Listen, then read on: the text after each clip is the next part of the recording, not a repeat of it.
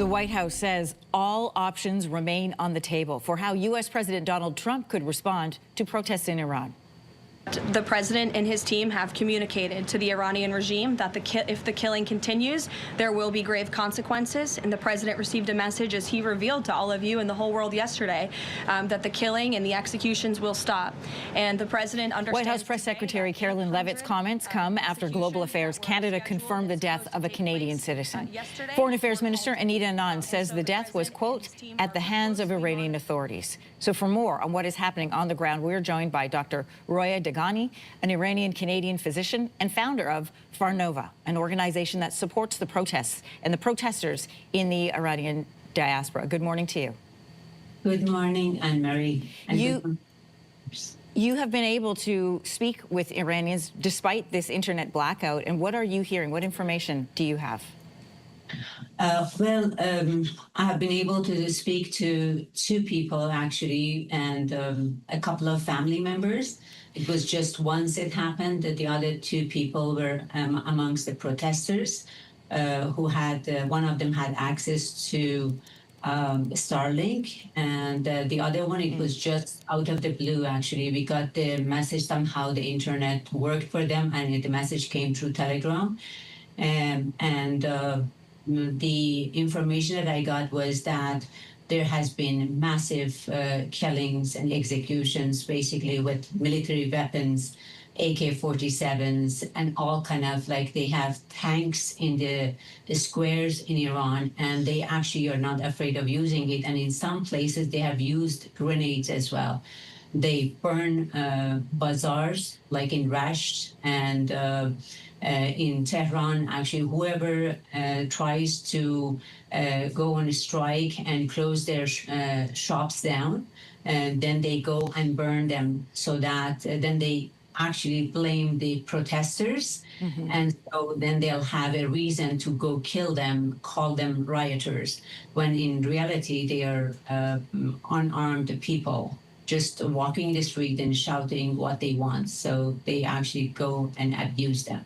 This is what I wanted to ask you about. You know, there are conflicting reports on the death toll in Iran, different numbers about the amount of citizens who have been killed, depending on which source you're looking to. It sits between 2,000 and 12,000. Regardless, these are human lives that we're speaking about. You describe some of the ongoing threat. You know, one of the reports this morning saying that it is not just people who are protesting, but it is the elderly, women and children as well. That's very true, actually. And they don't care who they kill because they want to stop the protests. So what you do is they've always used fear tactics. This has never been like anything but fear tactics right from the get-go. They started this whole, you know, I was there in 1978. I was 15 years old, and I was in Iran. They came to burn our house down, and then they came to execute my father. They did a whole lot of things. So we know them from the beginning to now. They have been only killing. You know, the last plane which was shot down, you know, and then they said it was a mistake. It was a Canadian, like basically most of them were Canadian citizens in that plane, and you know about that. So they do a lot of things, like anything from like throwing people, students from the top of the roof of the universities, to shooting the planes, to burning, you know, bazaars with people in them. So from what I got from them, actually it was about 500 people were there. So we don't even know, we don't even have those kind of things because they're absolutely digital shutdown. So the telephones, they can't even contact each other. Yes. It was just, you know, one time I could get in touch in the past 6 days with one of my family members, which they all would say the same thing. There's no way it would be 2,000.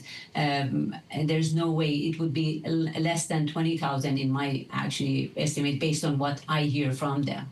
It's impossible because every city had risen. So every city, they are doing the same exact thing. Imagine, like, even if they kill 500 in each city, you can imagine how many it would be.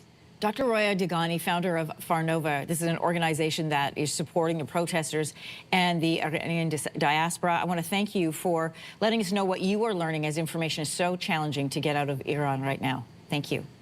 Thank you so much. If you like that video, make sure to subscribe to the Your Morning YouTube feed, where you can find all kinds of new content posted every weekday morning.